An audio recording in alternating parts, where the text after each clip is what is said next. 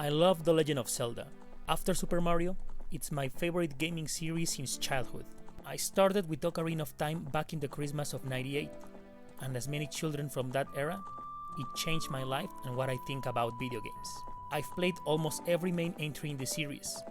Majora's Mask, The Wind Waker, I got Twilight Princess on launch day on the Wii. But back on the Wii era, sometime around 2008, I got the first The Legend of Zelda on Virtual Console. I played it for weeks and I suffered it. It was just too hard, confusing, and unforgivable. I mean, I like it, but it was like eating something too spicy. It tasted good, but there was some pain involved. I didn't do the second quest. I just finished the game once and then I move on. A couple of years ago, my girlfriend and I got the NES Classic, the one that Nintendo released that holiday when the Wii U was practically dead. We played all the classic games that we loved, the 3 Super Mario Bros., Castlevania, and Dr. Mario. But I promised myself that one day I should play again the first The Legend of Zelda, now that I know more about video games. That day came a couple of weeks ago. This is the story of a gamer dad who tries to play the original Zelda with his family, and how your family and you could play it together.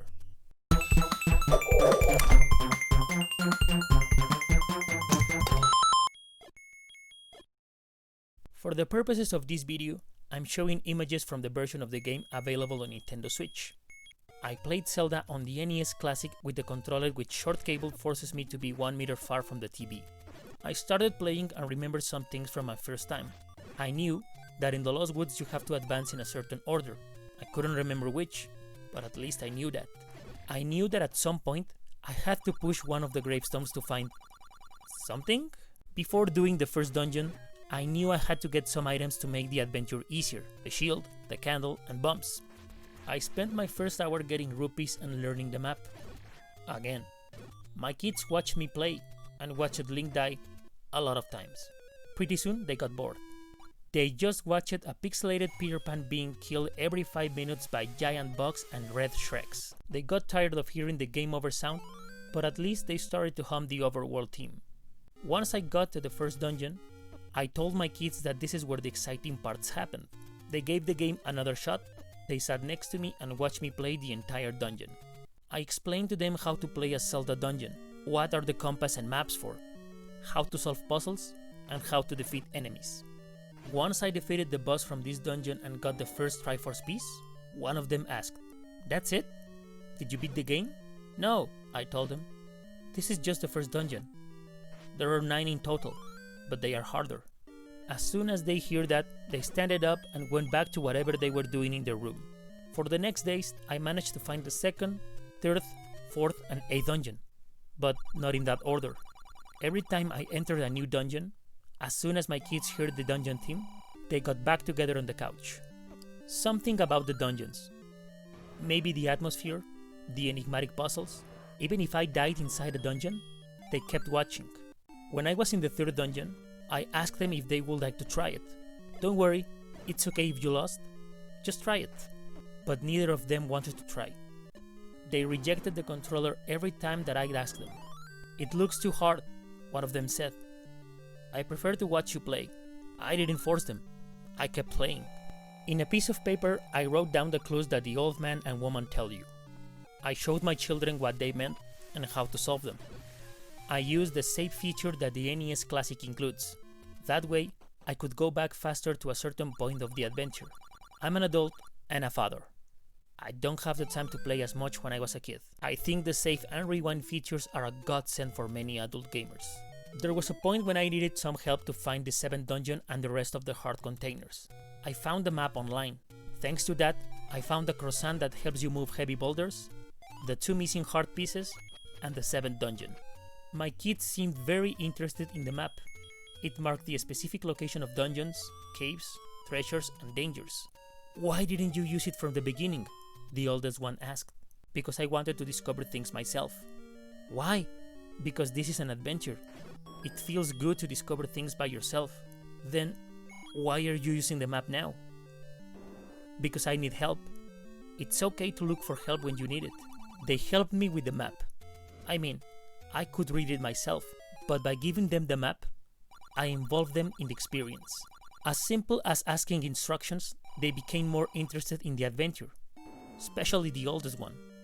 I finished the 7th dungeon, then the 6th, and then the 8th, because that order is easier. I had already found the 9th level before finding the last 4 dungeons. What I didn't remember is how messy this dungeon was. I managed to find the red ring, but I found it myself without any more keys to progress. After one day lost, I discovered that I've missed the magical key in the 8th dungeon. I had to go back and take the magical key. I also needed to refill my potions, because the final level is a pain in the ass with those blue orcos. By then, my kids were just waiting for me to get to the final boss. The 9th dungeon seemed very confusing for them, but once they knew it had a skull shape, they loved it. So, I got to Ganon. I remembered he beat me dozens of times when I played the game 12 years ago. This time, I was better prepared. I was smarter, more agile with the controller, had a red potion, had a strategy, and last but not least, I had 2 kids cheering me up. On my first try, I beat him. I defeated Ganon. He became evil dust, and I rescued Princess Zelda. My kids were the ones who jumped and screamed.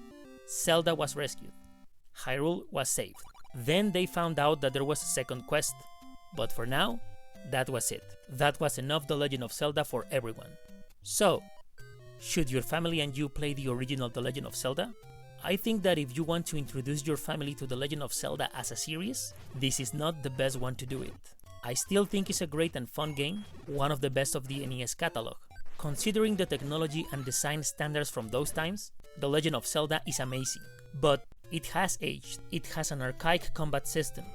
Enemies move in unpredictable ways. Boss battles are just swinging the sword and hoping to win before you run out of health. I recommend you to try other Zelda games with your family before this one. At what age should children play it?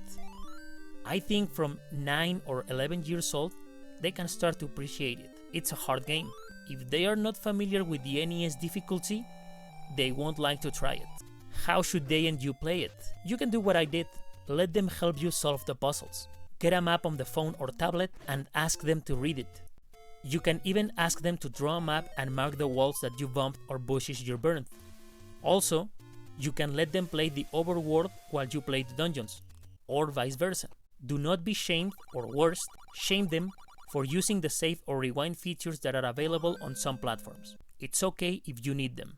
Also, do not be shamed or shame your family for using walkthroughs on the internet. Yes, it's important to try to find the secrets by yourself, but if you already spent some time and don't know what to do, go and look for help. I heard many times from many people that the first Zelda is not as good as many players remember. The thing that most people complain these days about The Legend of Zelda is that it wastes your time and resources because it does not have clear clues. That it's no fun because unless you have a marked map or a walkthrough, you have to bump every rock and burn every bush, and it becomes tiresome. When this game came around back in 1986, it came with a map. It came with an instruction manual with clues and other tips that help you begin your quest. If you let the opening titles roll, the game even tells you to look up the manual for details. Nintendo designed the game to be played within a community that shared information. This is a quote from the very main Shigeru Miyamoto that he said on a GDC conference back in 2007 about the creation of The Legend of Zelda. I wanted them to talk with other Zelda players and exchange information, ask each other questions, find out where to go next, exchange information. That's what happened. This communication was not a competition, but it was a real-life collaboration that helped make the game more popular. Thinking about that quote, I can say that it is true for every Zelda game to this day. When I was a kid, and Ocarina of Time was this revolutionary gaming phenomenon, I had schoolmates that also played Ocarina of Time with their families. In school, we shared the secrets that we found, heart pieces, golden Skulltula, upgrades. I know that I did not found all of them by myself. I learned how to get them by reading magazines, watching gaming TV shows, but most of all, by talking with a community who also loved the game. Today, that community is online. The Legend of Zelda is an adventure, but it's dangerous to go alone. That's why, in spite of being a single-player game, it is designed to be played with the help of others. If you play The Legend of Zelda with your family, or your children are playing it, I think it is an amazing opportunity for you to play together. Help each other. If you already know the game, give them clues. Give them advice on what to do or where to find an upgrade. I will leave some links to some magnificent analysis from other YouTubers about this game. Go on and check them. Let me just finish this. Would your family like it? I'm going to repeat myself. Before trying this one, you should play more recent entries in the series. I'm planning to really introduce my kids to Zelda with the Link's Awakening remake on the Switch and the Ocarina of Time remake on the 3DS. You may try those ones, or even Breath of the Wild. It's better if they are already Zelda fans before playing the first one. A Zelda fan will want to play the original Zelda when they feel they are ready. They will want to know how it all began. Let your children decide when is the right time. The original The Legend of Zelda is available on the NES catalog for free to users of the Nintendo Switch online service. It is also available in the NES Classic, as well as in the Wii U and 3DS Virtual Consoles. If your family and you have already played The Legend of Zelda before, let me know in the comments what your experience was. Which Zelda did you play? Or which one are you planning to play? Thank you so much for watching. Please subscribe, ring the bell, and give this video a like. Have a good day and have fun. Bye!